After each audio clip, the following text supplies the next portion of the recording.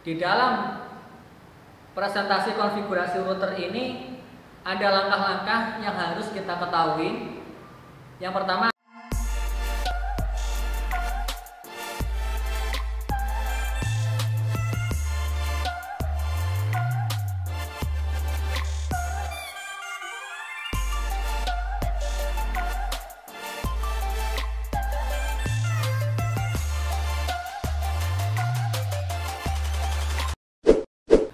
Assalamualaikum warahmatullahi wabarakatuh. Selamat pagi, selamat siang, selamat sore, dan selamat malam. Ketemu lagi bersama saya Agus Hari Nugroho dalam mata pelajaran Administrasi Infrastruktur Jaringan kelas 11. Pada hari ini saya akan menyampaikan materi tentang mempresentasikan konsep routing. Langsung saja, yang pertama adalah administrative distance. Apa sih yang dimaksud dengan administrative distance? Administrative distance ini adalah suatu fitur yang digunakan oleh router untuk menentukan pemilihan jalur terbaik dengan tujuan yang sama. Kemudian ada yang namanya loading balancing. Loading balancing apa sih yang dimaksud loading balancing? Load balancing adalah sebuah perangkat yang memiliki mekanisme untuk mendistribusikan beban yang berlebihan dari satu resource ke seragam. Nah, di dalam load balancing ini ada kelebihan-kelebihannya. Yang pertama adalah waktu responnya. Nah, waktu respon ini merupakan manfaat yang terbesar untuk meningkatkan kecepatan akses website pada saat dibuka. Kemudian redundansi. Nah, di dalam load balancing ini, redundansi itu mewarisi sedikit redundansi. Di dalam load balancing ini ada cara kerjanya. Di saat load balancer menerima permintaan layanan dari user, maka permintaan tersebut akan diteruskan ke server utama. Itu cara kerja load balancing. Kemudian dalam load balancing ini ada namanya algoritma. Di dalam algoritma load balancing ini ada beberapa yang harus kita ketahui. Yang pertama adalah round robin. Nah, algoritma ini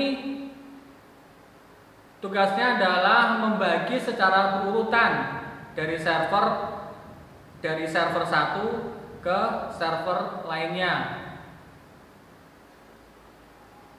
Nah, round robin ini algoritma yang sering digunakan oleh user atau pengguna. Kemudian ada yang namanya ratio. Nah, ratio ini merupakan parameter yang diberikan untuk masing-masing server yang dimasukkan ke dalam sistem load balancing. Kemudian fastest. Nah, fastest ini adalah algoritma yang tujuannya mencari server yang paling cepat untuk melayani server. Kemudian ada yang namanya less connection. Nah, algoritma ini melakukan pembagian beban berdasarkan banyaknya koneksi yang sedang dilayani oleh sebuah server. Di dalam load balancing ini ada beberapa fitur-fitur yang harus kita ketahui. Yang pertama adalah asymmetric load.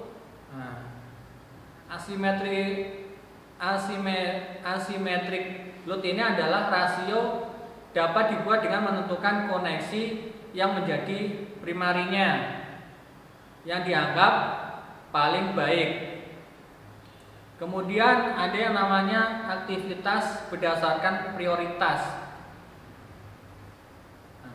Di saat beban jaringan sedang peak, server akan dapat membagi aktivitas berdasarkan prioritasnya.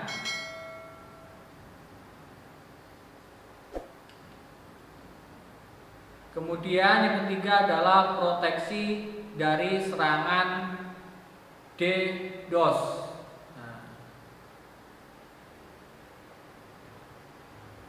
Di dalam memproteksi dari serangan DDoS, Anda dapat membuat fitur. Di dalam memproteksi dari serangan di dalam memproteksi dari serangan DDoS ini, kita bisa membuat fitur seperti SYN.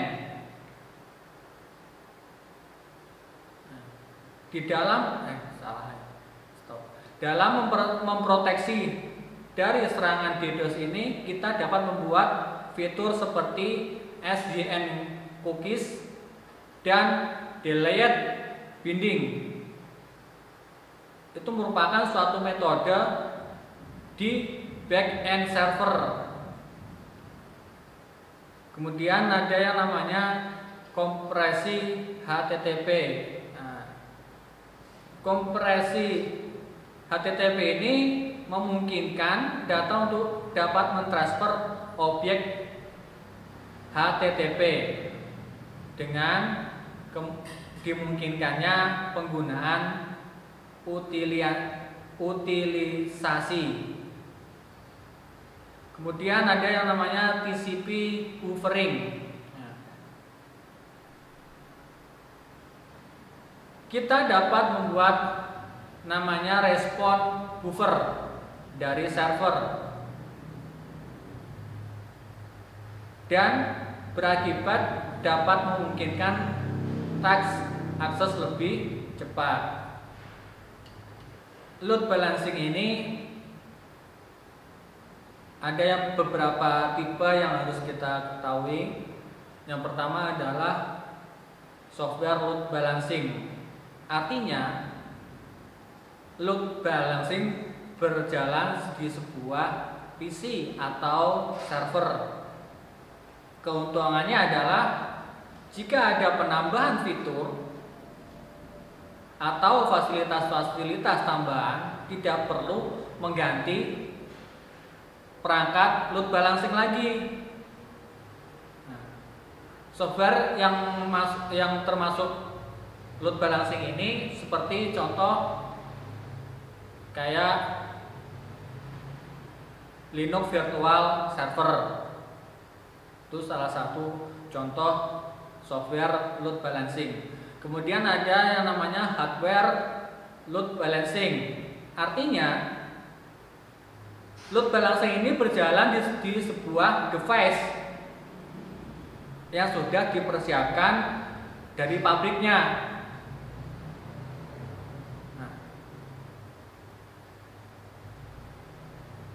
Dan load balancing ini bisa siap digunakan. Contohnya hardware load balancing seperti Cisco sistem Catalyst.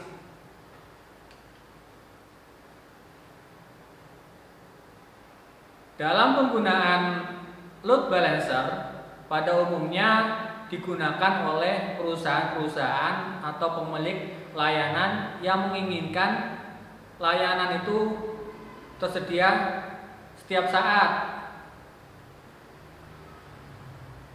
Meskipun ada kendala dalam membuat layanan di dalam load balancing, yaitu ada perbedaan antara software load balancing dengan hardware load balancing. Yang pertama, saya akan menyampaikan perbandingan software load balancing. Kelebihannya apa dari software load balancer? Kelebihannya apa software load balancing ini? Yang pertama adalah lebih murah.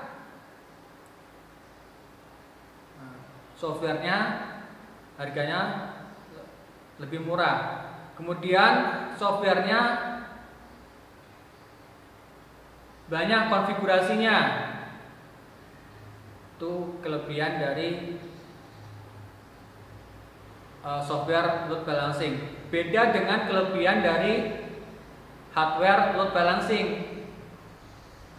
Kelebihannya adalah pendekatan biasanya lebih kuat dibandingkan oleh software load balancing. Kemudian ada proses lalu lintasnya lebih efisien dibandingkan deskripsi software. Untuk kekurangan software load balancing ini, yang pertama adalah aplikasi ini tidak dapat menangani situs yang besar. Itu kekurangannya software load balancing. Kemudian aplikasi ini yang akan mendukung sistem yang lebih besar memerlukan hardware yang banyak. Beda dengan kekurangan dari hardware load balancing. Kekurangannya adalah biayanya lebih tinggi dibandingkan dengan software load balancing. Kemudian yang kedua adalah kekurangannya adalah dalam mengaplikasikan hardware ini sangat rumit dibandingkan dengan software load balancing. Di dalam presentasi konfigurasi router ini ada langkah-langkah yang harus kita ketahui. Yang pertama adalah memberi nama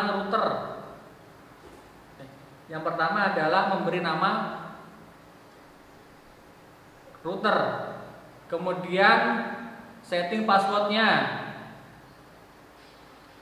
Ketiga, memahami perintah show.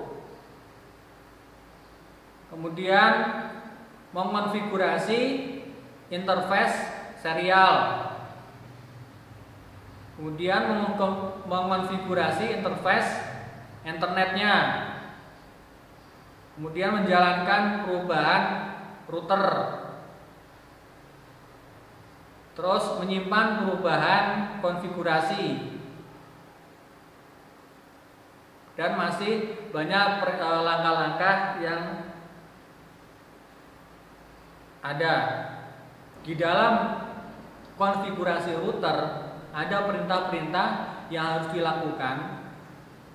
Yang pertama adalah show interface.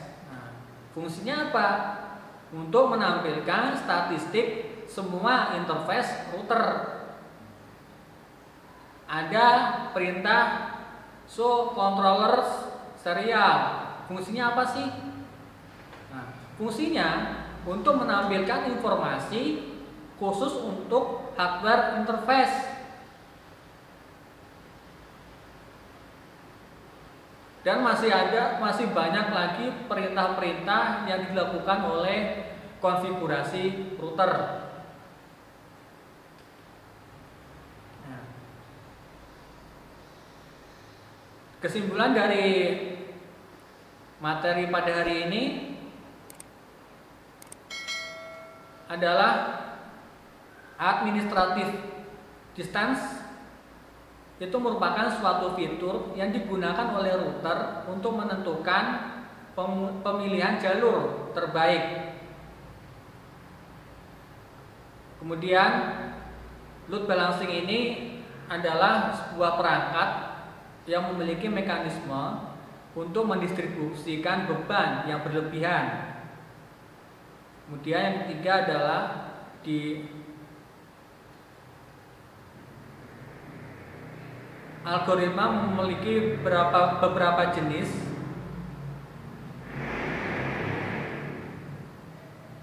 Algoritma load balancing ini ada beberapa jenis seperti round robin, ratio, fast test, less connection.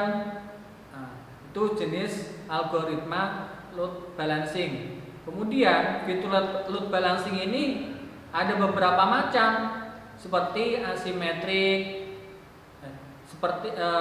Di dalam fitur load balancing ini ada fitur-fitur yang bermacam-macam seperti asimetrik load. Ada aktivitas berdasarkan prioritas dan masih banyak lagi. Cukup sekian materi yang saya berikan pada hari ini. Semoga bermanfaat. Wassalamualaikum warahmatullahi wabarakatuh.